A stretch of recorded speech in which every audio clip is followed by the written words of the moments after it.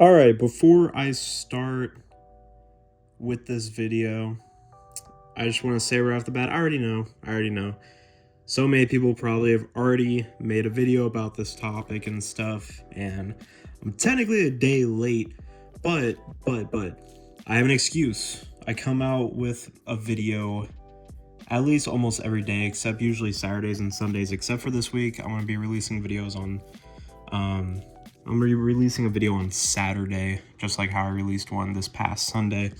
But usually I like to post videos every weekday, and usually I don't have to run into this issue. And funny thing is, I actually was gonna make a Sacramento Kings video, and it was about if it was time to move on or fix up the roster, kind of retool a little bit, and fix up the roster in a way, okay? And it's so crazy because I was actually going to record the video today. It was going to come out Wednesday, which is obviously today as you're watching the video, but I'm recording this video the day before on Tuesday. And of course, as before I was about to record the video, a trade comes out. The Sacramento Kings have acquired former All-Star Domantas Sabonis in a trade with the Pacers. The Indiana Pacers received Buddy Hield, Tristan Thompson, and Tyrese Haliburton. What do the Kings get? They get Domantas Sabonis, like I said, Justin Holiday, Jeremy Lamb, and a 2027 second-round pick. Which, by the way, it's 2022. They got a second-round pick in 2027, so who knows if that's even going to be anything. Maybe I should have waited a while before I speak my opinions. And usually I don't like to be honest with you guys, I don't like to rush what I think about something. I usually give it about a couple days, at least a week, until I come out and make a video about any situation at all. That's why sometimes maybe my videos might be like, oh, that was a main topic last week, but it's just because I like to make videos that take time for me to think. I don't want to, live in the moment of things, whenever something happens, whether if it's a trade or just anything at all that happens in the NBA or NFL. I don't want to, go in the moment and be like, oh, this is terrible, this is great, blah, blah, blah. I don't like to do that. I don't want to do recency bias or anything like that. And that's what I think is so cool about this channel, is that I get to come on here every day, pretty much every weekday, and I get to speak my opinion. And, some people might not agree with that, but I'm glad I get to come on here, speak my opinion of what I think about the whole situation.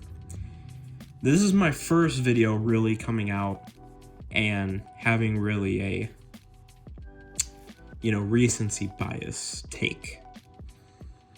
And I'm very confident in the recency bias take that I'm about to have right now, because the Kings messed up. I don't know what... this trade seems good for the Kings, like for the first, maybe year or two, maybe 3 years. When we're talking about future, though, obviously the Kings made this move to win right now. This is a win now move, which, by the way, makes no sense. I'll come back to it in a second. Why are you giving up your future? What are you doing, Kings? Domantas Sabonis is an all-star, no doubt. De'Aaron Fox is an all-star, even though he hasn't been to an all-star game. You're not going to win with De'Aaron Fox and Sabonis. I'm sorry. You're not gonna.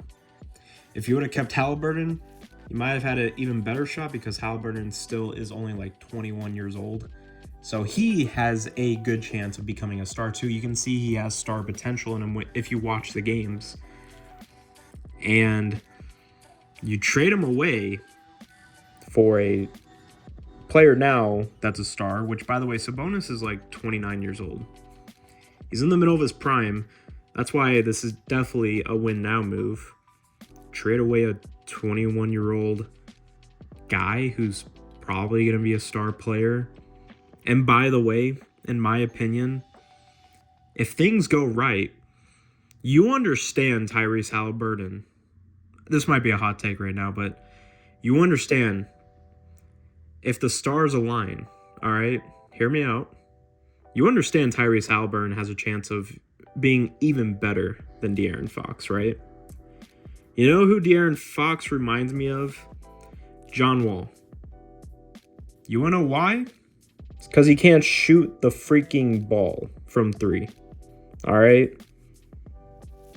Everything else is just like John Wall, except, well, everything is like John Wall is what I'm saying, but that's not a good thing. I love De'Aaron Fox. I do. But Tyrese Haliburton is probably going to be better than De'Aaron Fox. De'Aaron Fox is 25 years old? By the time Tyrese Haliburton is 25, he'll probably be better at 25 when De'Aaron was this season. Okay? Not in the future. Obviously, De'Aaron's going to get older, so you can't really compare the ages and stuff, so I wouldn't be surprised if Tyrese is better by that standard, but I'm saying by time Tyrese is 25 and De'Aaron Fox is 25 right now, there's a good chance Haliburton's going to be a better player at the age of 25 than De'Aaron was. And I'm very, very confident to say that. And not only that, you also get rid of Buddy Hield, which, let's be honest, they've been trying to get rid of Buddy Hield for a while. Buddy Hield's a good player. Indiana, I don't blame them for rebuilding or retooling whatever the heck they're doing with their roster. If I get Tyrese Haliburton in a trade for Domantas Sabonis, I'm doing it. Domantas Sabonis, I'm not trying to hate on the guy, but this is just a win now move. Pretty much, if the Kings are not able to even reach the conference finals within the next 3-4 years, it's a failed trade. It is. That's just how it is. The Kings are just wasting another decade. That's really all they're doing. It was a power move to see if how far they can push in the playoffs, and also to see how long they can keep De'Aaron Fox. That's pretty much why they did it. They're scared. They just don't know what they're doing. And this is going to come back and bite them in the butt. And I'm pretty sure the Pacers are going to have a better future within those next 3 to 4 years. I mean, I wouldn't be surprised if the Pacers are in a better position than the Kings in the next couple years, just because they know what they're doing. The Kings, I mean, they also got Justin Holiday. That was a good pickup. I like Justin Holiday. He's cool. Jeremy Lamb, he's a shooter. He's a scorer if you need him. He doesn't really play that much minutes. The Kings might give him some minutes, knowing that Buddy Hield's gone, especially.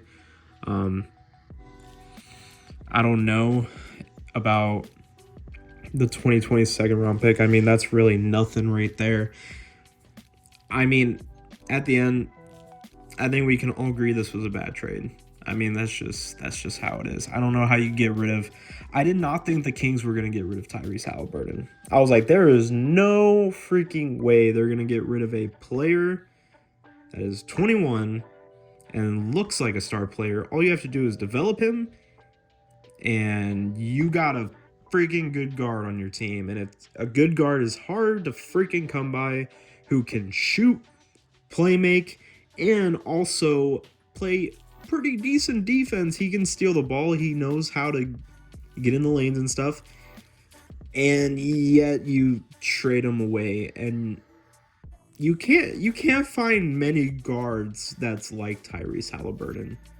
And the ones you do, you keep.